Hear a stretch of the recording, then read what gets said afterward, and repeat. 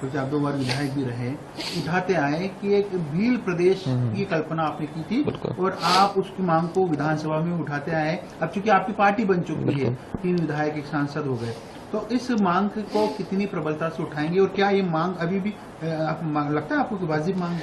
देखो, बिल्कुल वाजिब मांग है।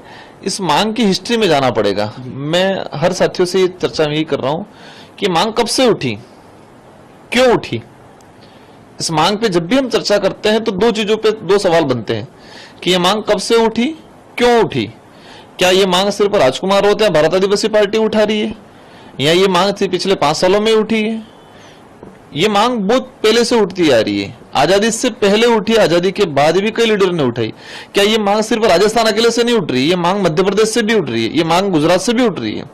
क्यों उठ रही है? इसलिए उठ रही है कि ये ऐतिहासिक पृष्ठभूमि में जाते हैं तो गोविंद गुरु महाराज का जो आंदोलन हुआ था मानगढ़, जिसमें 1500 आदिवासी मारे गए थे, तो उस आंदोलन के दौरान ही अंग्रेजी शासन व्यवस्था में ही वहां के आदिवासियों ने अलग से बिल प्रांत की डिमांड की थी और उसी वजह से वहां आंदोलन हुआ और गोलियां बरसी और 1500 आदिवासी शहीद हुए।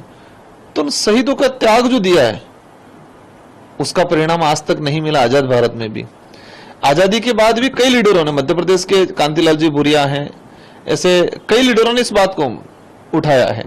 तो ये वाजिब मांग है। वाजिब इसलिए है कि मध्य प्रदेश, गुजरात और राजस्थान और महाराष्ट्र का कुछ हिस्सा, वहां ट्राइबल इलाका, बाहुल्य क्षेत्र है, सबका कल्चर एक है, सबकी बोली भाषा एक है, सभी भौगोलिक स्ट्रक्चर सेम है।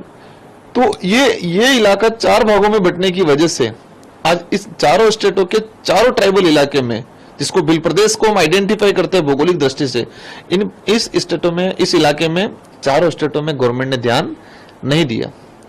4 हिस्से हो गए इस भाग के, भौगोलिक भाग के, विशेष कम्युनिटी क्षेत्र के लोगों के और विशेष कल्चर वाले लोगों के 4 हिस्से हो गए और चारों हिस्सों में, चारों स्टेट में चले गए और चारों स्टेट में जाने के बाद इन चारों हिस्सों में गवर्नमेंट ने आज तक ध्यान नहीं दिया गया है। इसीलिए आज उस इलाके में आज कुपोषण का आंकड़ा उठाने जाओ, सबसे ज्यादा वहां मिलेगा या 12 मिलेगा। गरीबी देखा जाओ वहां मिलेगा। कोई अत्याचार होता है, उत्पीड़न होता है, छुआछूत भेदभाव होता है, तो वही मध्य प्रदेश, राजस्थान, गुजरात का ट्राइबल इलाका वहीं मिलेगा। भूखमरी देखे जाए वही मिलेगा। सारी चीजें आज वही मिल रही है क्योंकि वो 4 हिस्सों में डिवाइडेशन हो गया। और अगर गवर्नमेंट ने ध्यान दिया होता तो हो सकता है बाई चांस ये डिमांड नहीं उठती।